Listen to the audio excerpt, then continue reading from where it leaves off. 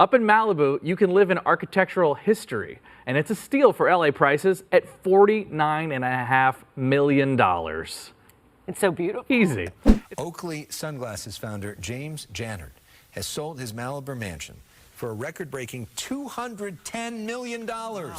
Today, a modest beachfront home in Malibu can sell for $20 million, $50 million, sometimes even more. Movie stars, billionaires, tech founders, athletes, and some of the most powerful people in America all compete for a slice of the same 21-mile stretch of coastline. But Malibu wasn't always a playground for the rich for most of its history. It was a remote stretch of ranch land that few people wanted to live on. So how did this isolated coastal town transform into one of the most expensive and exclusive places on Earth? The answer starts with a family that controlled almost the entire coastline. Long before the mansions and celebrity compounds, Malibu was dominated by one family. In 1892, wealthy businessman Frederick Hastings Rindge purchased a massive ranch that stretched for thousands of acres along the Pacific coastline. The property became known as Rancho Malibu. At the time, Los Angeles was growing rapidly, and developers were eager to build along the coast. But the Rindge family had other plans. They fought relentlessly to keep outsiders away. When government officials tried to build roads through the property, the family launched lawsuits. When railroad companies wanted access, they resisted. For decades, Malibu remained largely isolated from the rest of Southern California. While nearby coastal communities were expanding, Malibu stayed frozen in time. Ironically, the very thing that frustrated developers would eventually become one of Malibu's greatest advantages. Because while the rest of the coastline was being built out, Malibu remained largely untouched. And when access finally arrived, a completely different type of buyer showed up. By the 1920s and 1930s, Malibu was beginning to attract attention.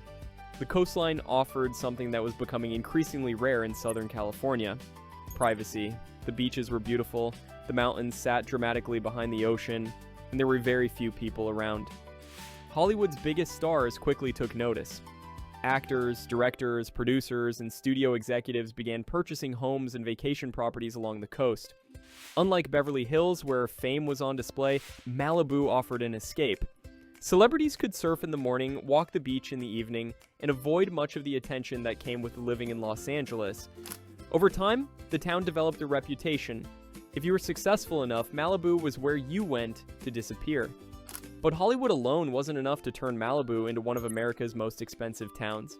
That transformation would come from something much harder to create than luxury homes: a severe shortage of land. Most wealthy suburbs can expand. Malibu can't. On one side sits the Pacific Ocean.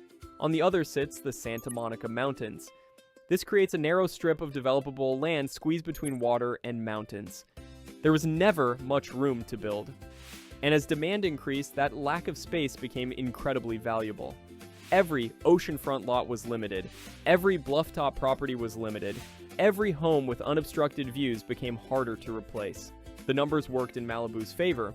As more wealthy buyers entered the market, there simply weren't enough properties available. Scarcity began pushing prices higher and higher.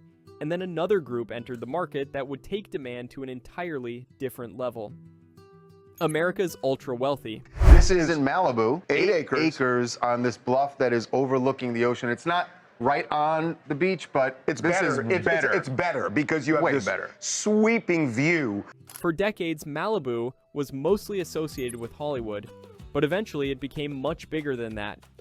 Business magnates, hedge fund managers, tech entrepreneurs, international investors, and professional athletes all began targeting the coastline. The appeal was obvious: you could own a property directly on the sand while still being relatively close to Los Angeles. Very few places in America offered that combination. The wealthy weren't just buying homes, they were buying status. Owning beachfront property in Malibu became a statement. It signaled that you had reached the very top. As prices rose, ownership itself became a filter. The more expensive Malibu became, the more exclusive it felt. But there was another reason wealthy buyers kept coming. And it had nothing to do with real estate. It was the lifestyle. Malibu offers something few places in America can match: direct access to the Pacific Ocean, dramatic mountain views, year-round sunshine, and a level of privacy that's increasingly difficult to find in Southern California. Surfing, hiking, beach walks, sunsets over the Pacific, these became part of daily life. For someone living in Beverly Hills or downtown Los Angeles, Malibu can feel like a different world. The town also avoided large-scale commercial development. There are no giant tourist strips, no towering hotel districts, no endless rows of high-rise apartments. Much of Malibu has remained surprisingly low-key. That restraint helped preserve the character people were paying for. But as more celebrities, executives, and billionaires moved in, demand began to outpace supply. Home prices climbed. Then they climbed again. Eventually, Malibu became so expensive that even people who couldn't afford a beachfront mansion started looking for another way in. And nowhere illustrates that better than Malibu's trailer parks. Perhaps the clearest sign of Malibu's exclusivity isn't found in its mansions, it's found in its trailer parks. Normally, trailer parks are associated with affordable housing. In Malibu, they're anything but. Over the years, several beachfront mobile home communities have become some of the most valuable trailer parks in America. Residents aren't buying the trailer itself, they're buying access to Malibu, they're buying the ocean views, the beach lifestyle, and one of the most exclusive addresses on the California coast. As prices for traditional homes climbed into the tens of millions, even these supposedly affordable alternatives became luxury assets. Today, some mobile homes in Malibu have sold for several $1 million. In certain communities, prices have approached and even exceeded $5 million. Think about that for a second. In most of America, $5 million buys a mansion. In Malibu, it might buy a trailer, and that tells you everything you need to know about how valuable this coastline has become.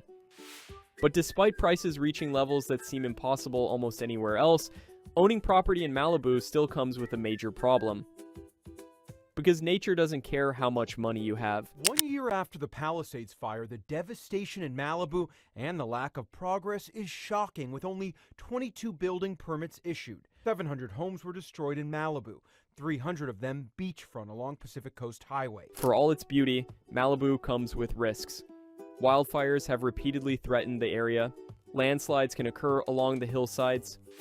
Oceanfront homes face constant exposure to coastal erosion and powerful storms. In many places, these risks would push buyers away. In Malibu, they haven't. If anything, demand has remained remarkably strong. Because for many wealthy buyers, the lifestyle outweighs the risks.